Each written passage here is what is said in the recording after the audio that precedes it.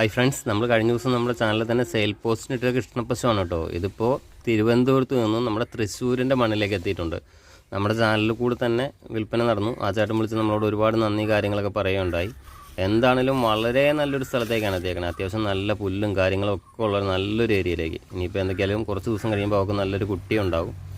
എന്താണെങ്കിലും വളരെ സന്തോഷം. നമ്മുടെ ചാനലിലൂടെ ഇതേപോലെയുള്ള നല്ല നല്ല കാര്യങ്ങളും ചെയ്യാൻ സാധിക്കുന്നുണ്ടല്ലോ. ആദ്യമായിട്ട് കാണുന്നവർ നമ്മുടെ ചാനൽ മറക്കാവുന്ന ലൈക്കും ഷെയറും സബ്സ്ക്രൈബ് ചെയ്ത് കൂടുമല്ലോ.